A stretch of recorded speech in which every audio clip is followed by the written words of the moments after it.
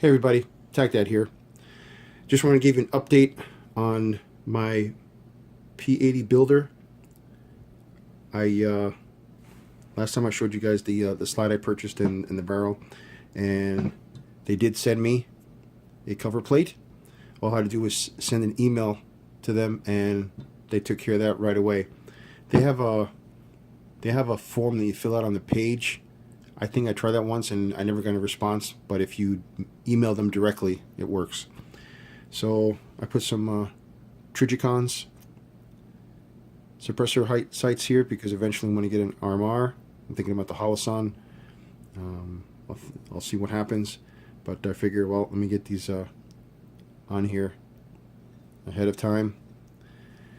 And I took this out today. Oh, I polished the feed ramp a little bit with mother's polish, and I also polished the chamber a little bit. So, bottom line, how did this work? Okay, so as I struggled to do this on camera because, you know, the pressure's on. First time I put this slide on here, it was really dry. It was really dry, and I put a little force on it, and it didn't go anywhere, and I was a little hesitant because I was questioning myself, did I put everything together correctly, blah, blah, blah. And finally, when I finally gave it a yank, it went in. And it's pretty smooth. It's pretty smooth. The trigger, I've never had a Gen 3 trigger. I think the trigger is pretty awesome. I mean, look at the reset right there. Boom. I mean, I kind of like it. The uptake, I wouldn't say it's gritty, and it's not squishy. You got an even force here, and then the wall, and then a little more, and boom. So I like the trigger. Actually, I don't know if I'm going to change it. So I took this out to the range. My first 2 mags, I had a couple of double feeds, a couple of stovepipes. So I was like, well, okay, you know. And I was using 124 grain Winchester NATO rounds. I wanted some hot rounds to break this in a little bit. After my second mag, I put like probably 10 mags through here, or about 200 rounds. After my second mag, I had no more failures. It shot every time. My only issue was I was getting brass in the face. And if you saw my other video, this has the old Gen 3 ejector. I think it's a 336. And I went ahead and I ordered a Gen 4 ejector that is, if I can get this on camera, 30274. Because this is my Gen 2, I'm sorry, this is my Gen 4 Glock 19, and I've never had any issues with extraction, ever.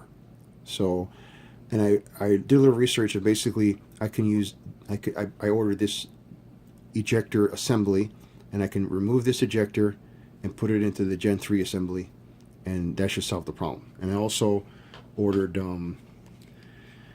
a Lone Wolf extractor. Now, I have OEM parts, Glock OEM parts on the bottom, on the frame, but I have aftermarket parts on the slide. The only thing on this slide that is OEM Glock is the back plate.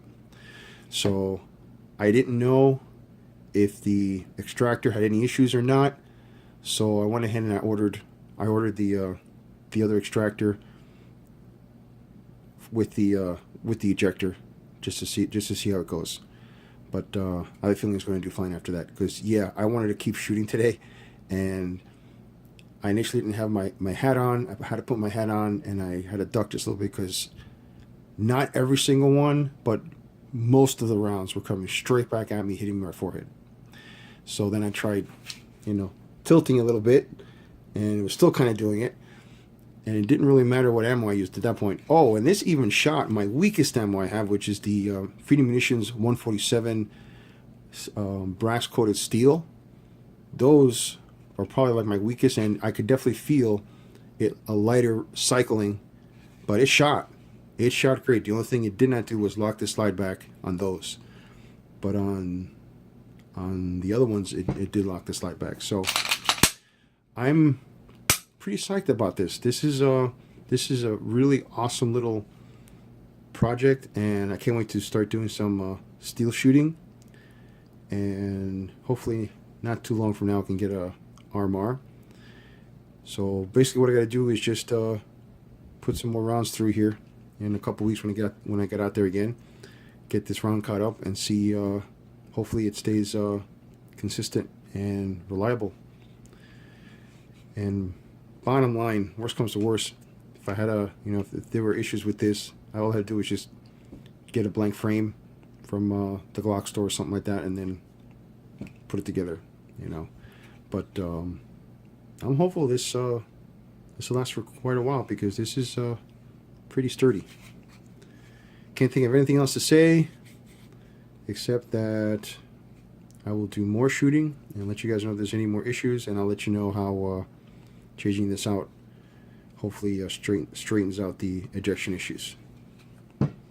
Okay guys, until next time.